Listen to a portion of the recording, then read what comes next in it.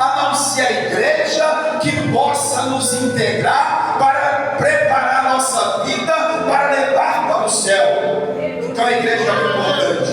A igreja não é um simples lugar. A igreja não é um lugar que eu simplesmente vou, passeio, ou até mesmo vou me divertir. Não, a igreja é muito mais do que isso.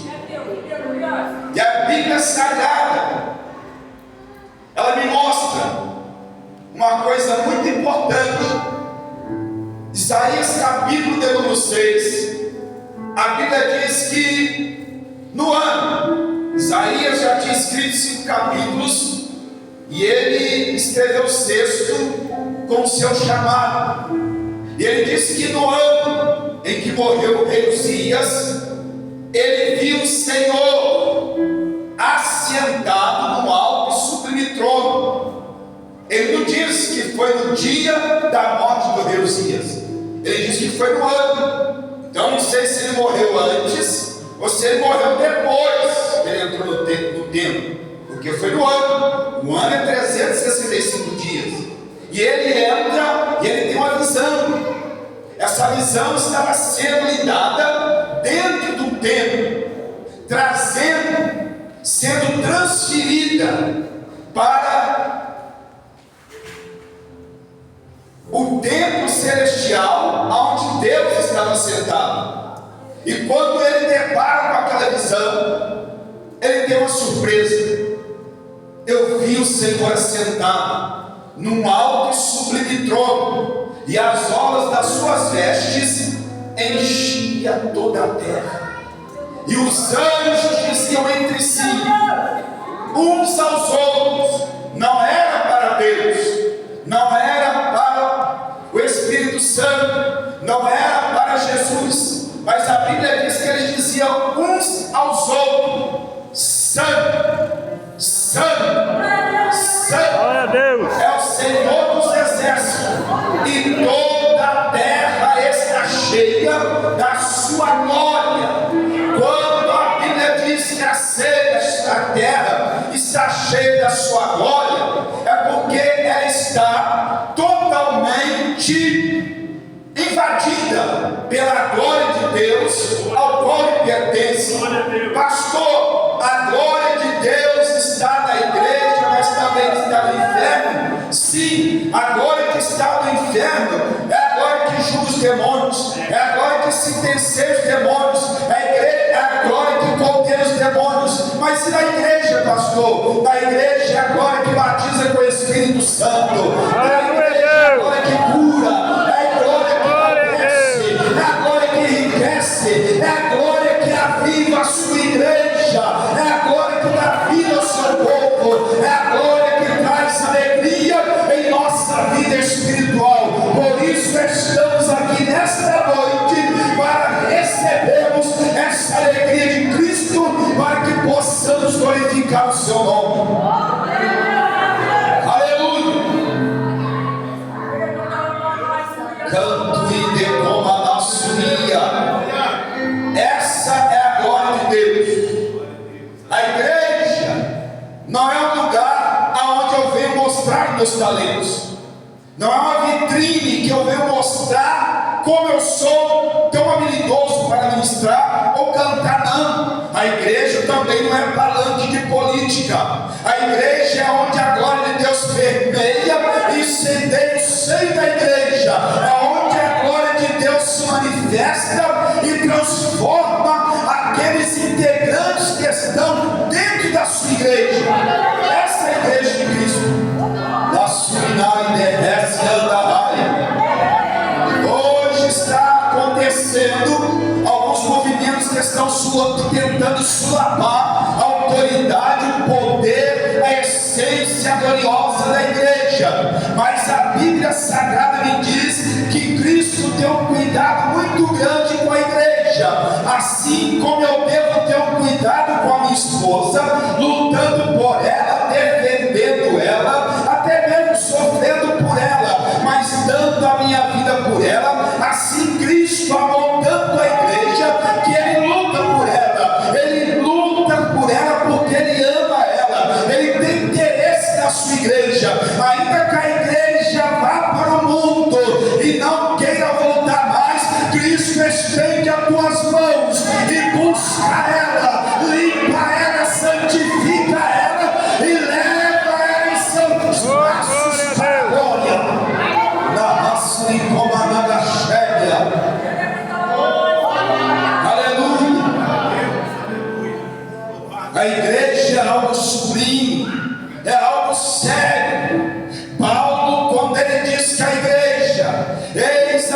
esse mistério que ele fala é a igreja de Cristo. A igreja é passageira pela terra, a igreja não vai permanecer na terra, a igreja é transitória na terra, a igreja só veio aqui para pegar aquilo que lhe pertence e levar para o Senhor. A Bíblia Sagrada diz que há 3 tipos de arrebatamentos revelados na Sagrada Escritura.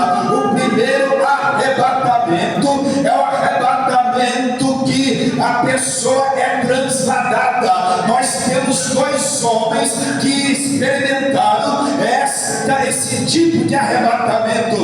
O primeiro deles se chamava Enoque. A Bíblia diz que Enoque andava com Deus, e Deus, por agradar dos seus feitos e agradar da sua ordem moral, Deus o levou para si antes da corrupção do mundo. A Bíblia Sagrada diz que também Elias andava com Eliseu. Algumas pessoas até pensam que Elias subiu numa carruagem de fogo, mas a minha Bíblia não diz isso. A minha Bíblia diz que a carruagem de fogo veio para separar Elias de Eliseu, e eles subiram no redemoinho da transformação, como a igreja também subirá no redemoinho da transformação do Espírito Santo, porque Paulo disse: aquilo que é mortal se revestirá da imortalidade, e aquilo que é corruptível se revestirá da incorruptibilidade.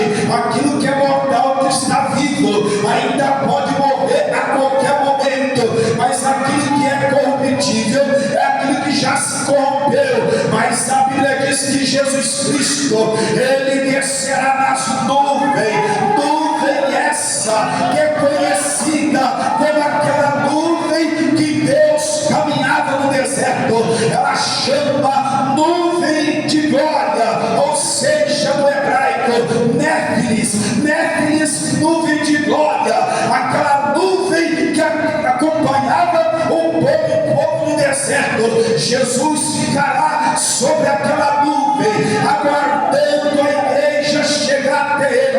A Bíblia Sagrada diz que o último anjo assoprará a última trombeta, e a trombeta soará, e aqueles que estão mortos ressuscitarão primeiro. Nem todos ouvirão, não. A Bíblia diz que nem todos ouvirão a trombeta e o marido do arcanjo, mas só aqueles que morreram em Cristo Jesus, e depois será arrebatado nós que estamos vivos. A Bíblia Sagrada diz que nós, como cristãos, nós recebemos essa nomenclatura desta igreja. Eu nunca trouxe essa mensagem, mas todas as igrejas que eu prego, a primeira vez Deus me dá essa mensagem e condizeu com o tema que me deram, porque a palavra de Deus disse que este mistério é relacionado a Cristo e a igreja. A Bíblia Sagrada diz que a sua igreja,